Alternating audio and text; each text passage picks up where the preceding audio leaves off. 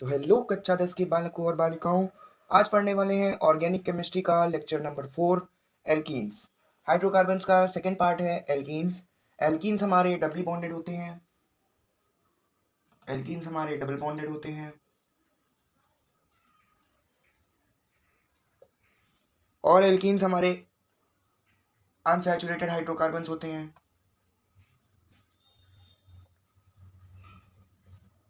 और एल्कीन्स हमारे addition reaction undergo करते हैं। ये तीन बातें बेहद ही ज़्यादा बहुत ही ज़्यादा ज़रूरी हैं जो कि आपको पता होनी चाहिए कि एल्कीन्स हमारे डबल बॉन्डेड होते हैं, अनसैचुरेटेड हाइड्रोकार्बन होते हैं और एडिशन रिएक्शन अंडरगो करते हैं। वहीं पर हमारे एल्केन्स वो सिंगल बॉन्डेड होते हैं, सैचुरेटेड हाइड्रोकार्बन होते हैं और वो सब्सटीट्यूशन रिएक्शन अंडरगो करते हैं। और एल्काइंस जो होते हैं वो ट्रिपल बॉन्डेड होते हैं, अनसैचुरेटेड वो भी होते हैं और हमारे वो भी एडिशन रिएक्शन अंडरगो करते हैं। इसका जो है जनरल फॉर्मूला होता है CnH2n। एल्कीन्स का जनरल फॉर्मूला होता है CnH2n। ठीक है, इतनी बात समझ में आई। एल्कीन्स हमारे डबल बॉन्डेड होते हैं, अनसैचुरेटेड हाइड्रोकार्बन होते हैं, एडिशन रिएक्शन अंडरगो करते हैं और इनका जनरल फॉर्मूला होता है CnH2n। मैंने आपको बताया था कि जो होमोलोगस सीरीज होती है उसमें जब 1 कार्बन प्रेजेंट होता है तो उसको मेथ बोलते हैं, 2 कार्बन प्रेजेंट होता है तो उसको एथ बोलते हैं, 3 कार्बन प्रेजेंट होता है तो उसको प्रॉप बोलते हैं, 4 को ब्यूट, 5 को पेंट। ऐसे करके हमारी होमोलोगस सीरीज होती है। लेकिन एल्केन्स जो होते हैं, एल्केन्स में हमारी homologous series methane, ethane, propane, butane से ही स्टार्ट होती है। लेकिन जब बात आती है एल्कीन्स और एल्काइंस की तो उसमें डबल बॉन्ड और ट्रिपल बॉन्ड होने की वजह से इसमें होमोलोगस सीरीज एथेन से स्टार्ट होती है, यानी कि एक सिंगल कार्बन हमारा डबल बॉन्ड की फॉर्मेशन नहीं कर पाएगा। एक सिंगल कार्बन डबल बॉन्ड की फॉर्मेशन नहीं कर पाएगा, ना ट्रिपल बॉन्ड की कर पाएगा। इसलिए एल्कीन्स और एल्काइंस की जो होमोलोगस सीरीज होती है उसकी स्टार्टिंग 2 कार्बन से होती है। तो देखते हैं एल्कीन्स का जो फर्स्ट होमोलोगस सीरीज का मेंबर है वो है हमारा एथीन।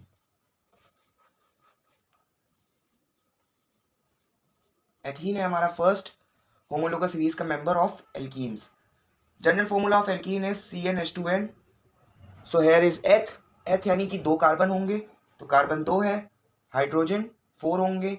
एथीन का फॉर्मूला C2H4। इसका diagram C double bond C H H H H।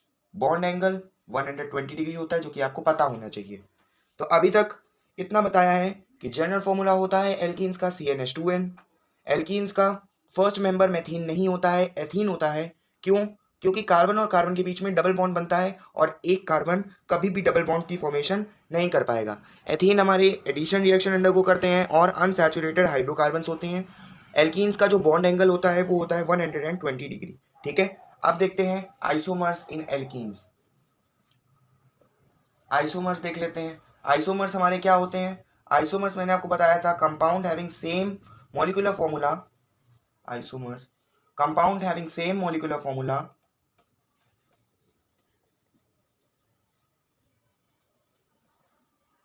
But different structural formula. Different structural formula, ये होते हैं हमारे आइसोमर्स। आइसोमर्स होते हैं जिनका मॉलिक्यूलर फॉर्मूला तो सेम हो, यानी कि उनका मॉलिक्यूलर फॉर्मूला जैसे कि हम लोगों ने ले लिया C3H6 सॉरी, जो कि है हमारा एल्कीन। एल्कीन है C3H6। कौन सा एल्कीन है? प्रोपीन है। ठीक है, C3H6 ले लिया जो कि हमारा प्रोपीन है। उसमें मॉलिक्यूलर फॉर्मूला तो C3H6 ही रहेगा, लेकिन उसके हम लोग डिफरेंट डिफरेंट स्ट्रक्चर्स बना सकते हैं और जब डिफरेंट डिफरेंट स्ट्रक्चर्स बनाएंगे तो उसको हम लोग बोलते हैं आइसोमर्स।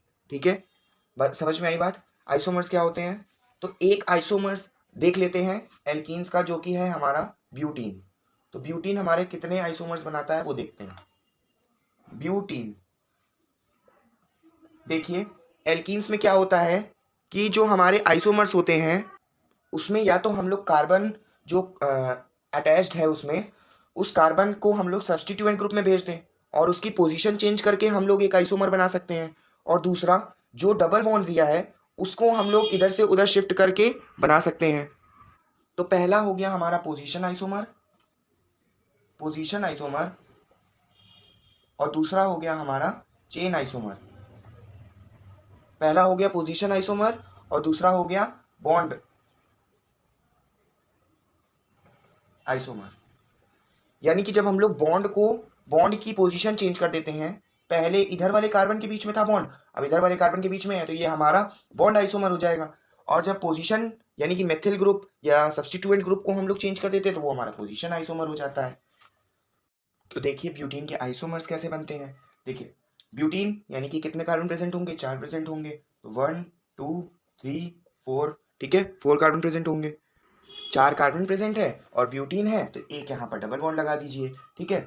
अब देखिए क्या करना है, कार्बन पे एक हाइड्रोजन यहाँ आ जाएगा, एक हाइड्रोजन यहाँ आ जाएगा, यहाँ पर 3 हाइड्रोजन नहीं आएंगे क्योंकि 1 2 3 4 4 बॉन्ड ऑलरेडी सब ऑक्यूपाइड है। ये वाला कार्बन 4 बॉन्ड से ऑक्यूपाइड है और कार्बन की होती है टेट्रावेलेंसी, तो 4 से ज़्यादा बॉन्ड कभी भी कार्बन पे नहीं बनते हैं। अगर आपको कार्बन में कभी भी 2 बॉन्ड दिखाई दें तो बाकी के 2 बॉन्ड आप हाइड्रोजन के साथ जोड़ दीजिएगा, एक बॉन्ड दिखाई दे तो 3 बॉन्ड हाइड्रोजन के साथ जोड़ दीजिएगा। उसी हिसाब से देखा जाता है, कार्बन हमेशा टेट्रावेलेंसी को सेटिस्फाई करना चाहिए, कार्बन को हमेशा टेट्रावेलेंसी को सेटिस्फाई करना चाहिए। यहाँ पर कार्बन हमारा 1 2 3 4 जगह से ऑक्यूपाई हो गया, ये वाला कार्बन एक जगह से हाइड्रोजन ऑक्यूपाई होगा, क्यों, क्योंकि एक बॉन्ड इधर हो गया, एक बॉन्ड इधर हो गया, 2 बॉन्ड इधर हो गए, ठीक। ये वाला कार्बन 1 2 3 4 यानी कि 2 हाइड्रोजन से वाला कार्बन ऑक्यूपाई होगा, ये वाला कार्बन 3 जगह ऑक्यूपाई होगा, 1 2 3 और ये 4, ठीक है। ये वाला कार्बन 4 जगह से हो गया, ये हो गई इसकी टेट्रावेलेंसी। सारे के सारे कार्बन बैलेंस है। यहाँ पर हमारा एक नंबर पर लॉन्गेस्ट चेन सेलेक्ट कर लीजिए, लॉन्गेस्ट चेन हमारी ये वाली होगी। एक नंबर पर यहाँ पर क्या है, एक नंबर पर यहाँ पर बॉन्ड प्रेजेंट है। देखिए जिस साइड से बॉन्ड पास पड़ता है उधर साइड से नंबरिंग करते हैं, तो 1 2 3 कार्बन 4 कार्बन, 4 नंबरिंग कर ली। अब 4 नंबरिंग कर ली है, यहाँ पर देखिए इधर से बॉन्ड पास पड़ रहा है इसलिए इधर से करी है, अगर इधर से करते तो 1 2 3 नंबर पर बॉन्ड आता, इसलिए इधर से नंबरिंग नहीं करी है। यहाँ से नंबरिंग करी, 1 पे बॉन्ड आ गया। देखिए सबसे पहला रूल होता है प्रीफिक्स, प्रीफिक्स यहाँ पर कोई प्रेजेंट नहीं है। उसके बाद root word, meth eth prop but, 4 carbon है यानी कि रूट वर्ड क्या होगा, ब्यूट होगा, ठीक है। सिंगल बॉन्ड डबल बॉन्ड है, डबल बॉन्ड कहाँ पर है, एक नंबर वाले कार्बन पर है, तो ब्यूट 1 नंबर पर क्या है, ईन है, ठीक है। तो ब्यूट 1 बोल लीजिए या ब्यूटीन बोल लीजिए।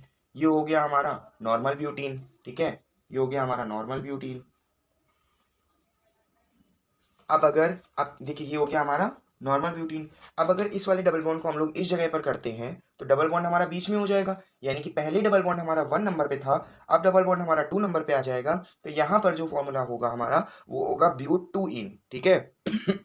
यहाँ पर हमारा होगा ब्यूट 2 इन, यहाँ पर क्योंकि डबल बॉन्ड 2 नंबर पे आ जाएगा तो इन कहाँ पर आएगा, 2 नंबर पर आएगा, तो इसलिए ये हो जाएगा ब्यूट 2 इन। अभी 1 नंबर पर है तो ब्यूट 1 इन है, ब्यूटीन है। तो जब हम लोग का 2 नंबर पे आ जाएगा तो वो हो जाएगा हमारा आइसोब्यूटीन और डबल बॉन्ड हो जाएगा 2 नंबर पर, ठीक है। अब अगर इसको इधर पे कर देते हैं तो हमारा बॉन्ड 3 नंबर पे थोड़ी होगा, हमारा बॉन्ड अगर इधर पे कर देंगे तो वो 3 नंबर पे नहीं होगा, वो बॉन्ड हो जाएगा 1 नंबर पर, क्योंकि मैंने आपको बताया है जो लॉन्गेस्ट चेन होती है उसकी जो नंबरिंग हम लोग करते हैं, जो हमारा नॉर्मल ब्यूटीन होता है यहाँ पर उसकी जो हम लोग नंबरिंग करेंगे, जब यहाँ पर लॉन्गेस्ट चेन सेलेक्ट कर ली, उसकी जब हम लोग नंबरिंग करेंगे और बॉन्ड इधर पे आ जाएगा तो नंबरिंग हम लोग वहां से करते हैं जहां से बॉन्ड पास पड़ता है। बॉन्ड हम लोग को यहाँ से पास पड़ेगा तो नंबरिंग 4 3 2 1 थोड़ी रहेगी, 1 2 3 4 हो जाएगी। और फिर हमारा बॉन्ड 1 नंबर पे है तो फिर से वो ब्यूट 1 इन बन जाएगा। तो या इधर पे बॉन्ड रख लीजिए या इधर पे बॉन्ड रख लीजिए, वो होगा ब्यूट 1 इन ही, ठीक है। यहाँ पर बॉन्ड रहेगा तो डिफरेंट रहेगा। तो ब्यूटीन के हमारे यहाँ पे 2 आइसोमर बन गए जो कि बॉन्ड से रिलेटेड होते हैं, ठीक है। अब ब्यूटीन के आपने आइसोमर्स भी जान लिए, ब्यूटीन का इंट्रोडक्शन भी जान ली। अब देखते हैं ब्यूटीन की preparation, lab preparation of butene. तो इससे पहले हम लोग लैब प्रिपरेशन स्टार्ट करें, कुछ टर्म्स होते हैं जो कि आपको पता होने चाहिए, जैसे कि हैलोजिनेशन। ये कुछ टर्म्स हैं जो कि बार बार आते हैं और अगर इनमें बच्चों को डाउट रहता है तो वो लोग फिर सॉल्व मतलब कॉन्सेप्ट क्लियर होने में प्रॉब्लम आती है। तो कुछ 3 4 टर्म्स हैं जो कि अभी आप लोग यहीं पर देख लीजिए, halogenation, D halogenation, dehydro halogenation,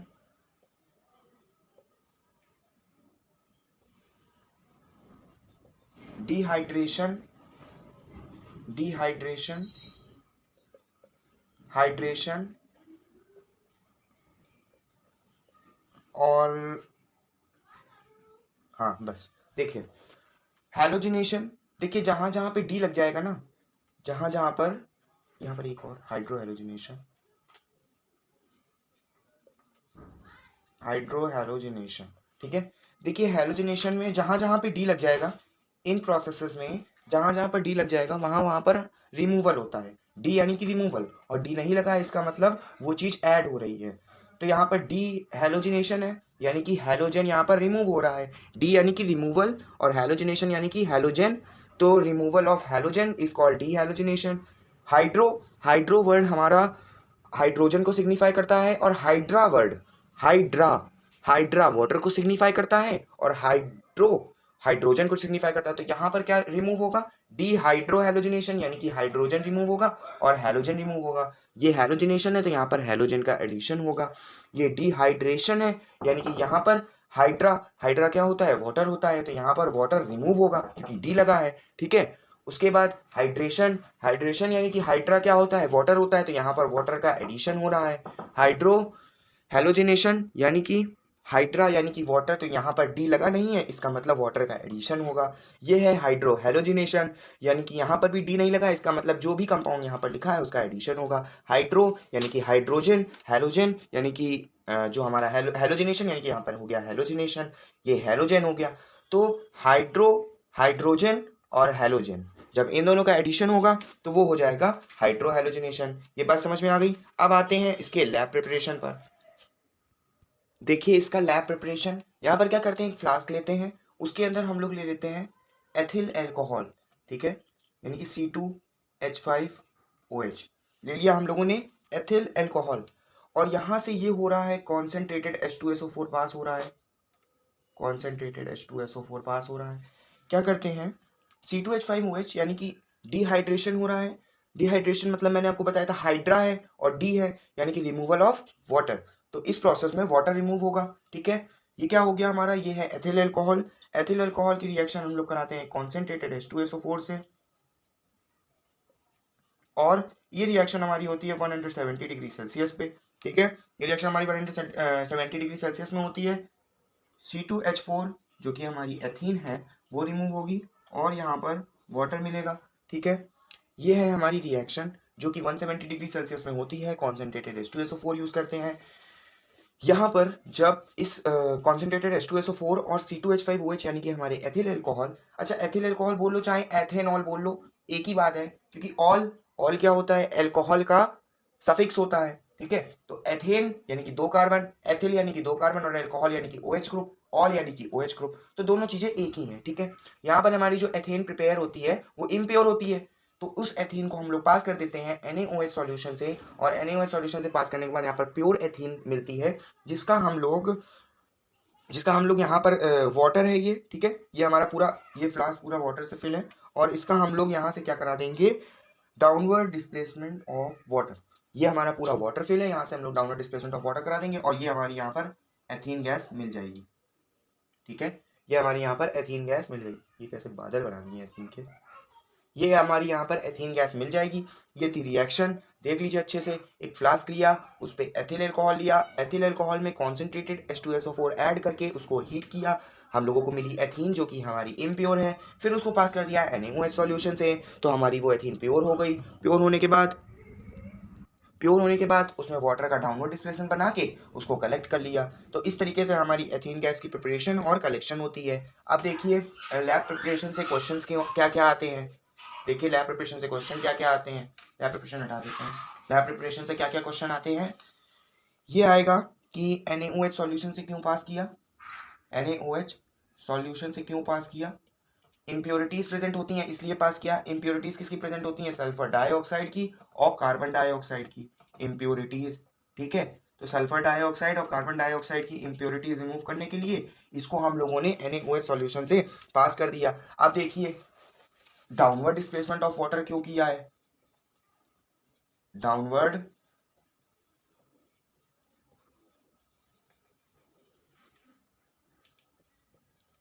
of water, तो डाउनवर्ड डिस्प्लेसमेंट ऑफ वाटर इसलिए किया है क्योंकि जो हमारी एथीन होती है वो होती है इनसॉल्यूबल वाटर में, इनसॉल्यूबल वाटर में, ठीक है।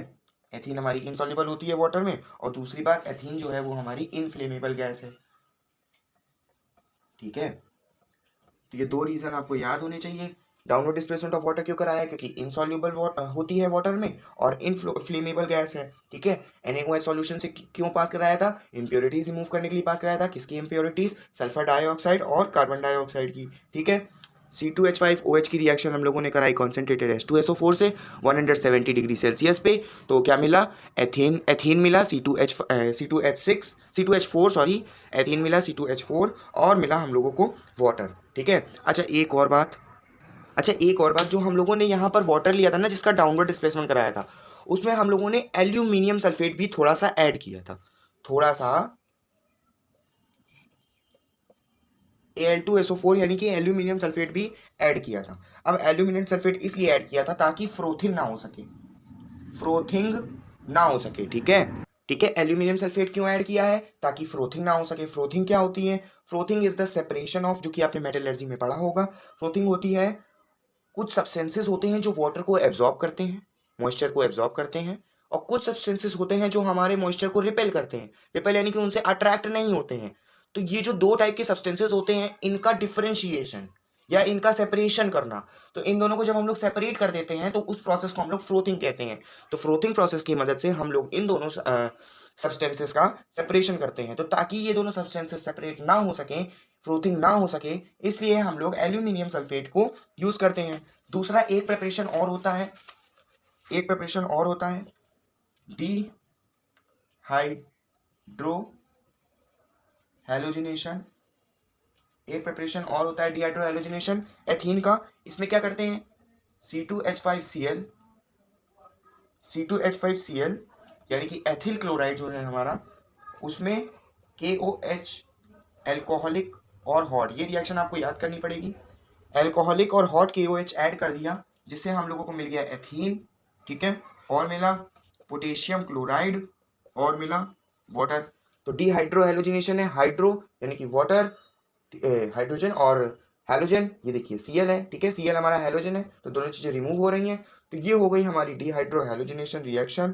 ठीक है, एथिल क्लोराइड की रिएक्शन करा दी पोटेशियम हाइड्रोक्साइड से, एल्कोहलिक हॉट KOH सॉल्यूशन है ये। ठीक है, और इसकी जब रिएक्शन करा दी तो यहाँ पर हम लोगों को मिल गया एथीन। ठीक है, अब आ जाते हैं एथीन की प्रॉपर्टीज पर, एथीन की आ जाते हैं प्रॉपर्टीज पर।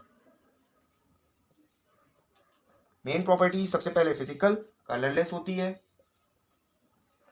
कलरलेस गैस है। ठीक है, इनफ्लेमेबल है यानी कि जलाई नहीं जा सकती, इनफ्लेमेबल है, कलरलेस है, और वाटर में नेग्लिजिबली सॉल्युबल होती है। ठीक है, लिख दो very less soluble in water, क्योंकि सॉल्युबल तो होती है लेकिन बहुत ही ज़्यादा कम होती है, एकदम नेग्लिजिबल अमाउंट में, very less soluble in water. समझ में आई ये बात। देखिए केमिकल प्रॉपर्टीज, केमिकल प्रॉपर्टीज जो है हमारी इसकी एथीन की, कि ये एडिशन रिएक्शन अंडरगो करती है, एथीन गैस हमारी एडिशन रिएक्शन अंडरगो करती है। हाइड्रोजनेशन, हाइड्रोजनेशन क्या बताया था, एडिशन ऑफ हाइड्रोजन।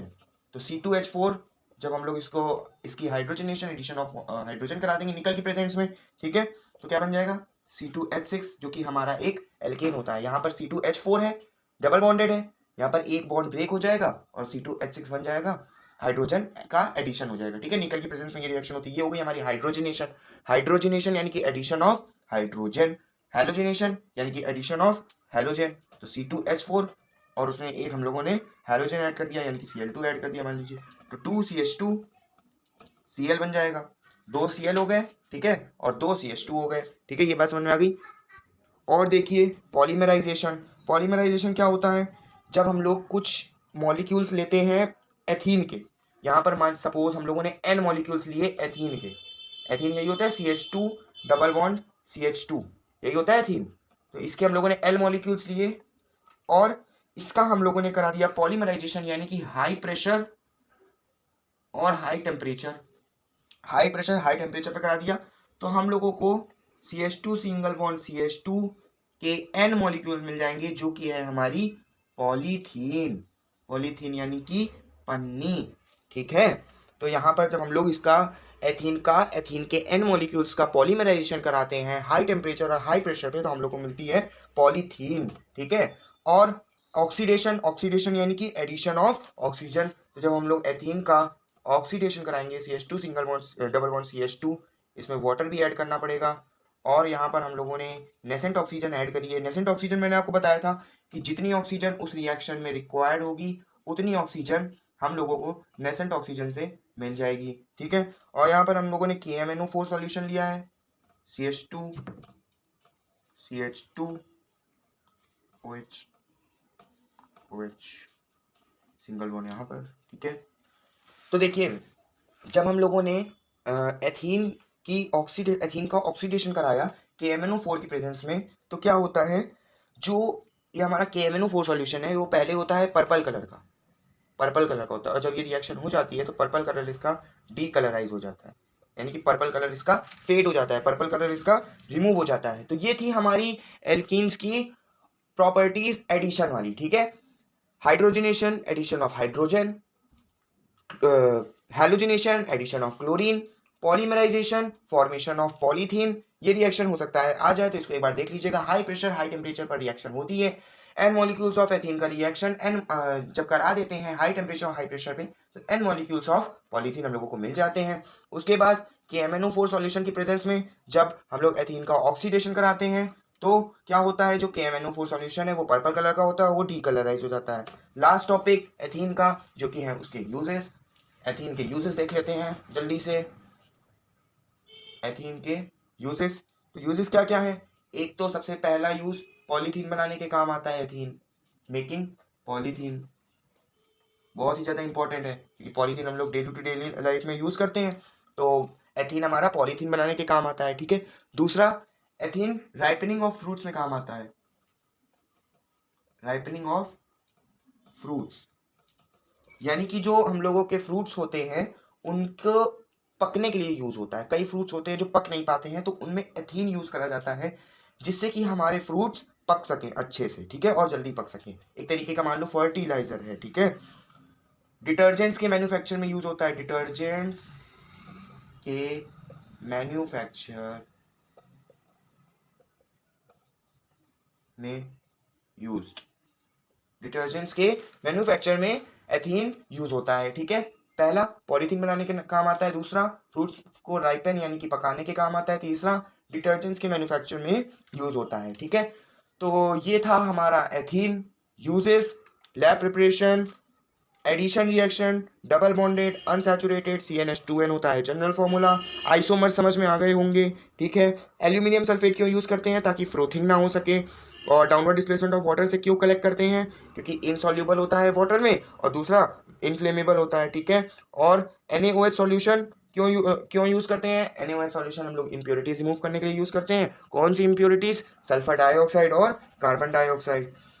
तो आई होप सो कि आपको एल्कीन समझ में आया होगा। वीडियो लेक्चर आपने एंजॉय किया होगा, नोट्स वगैरह बना लिए होंगे। नोट्स को पढ़ के अच्छे से अपनी बोर्ड्स की परीक्षा दे लेना। धन्यवाद।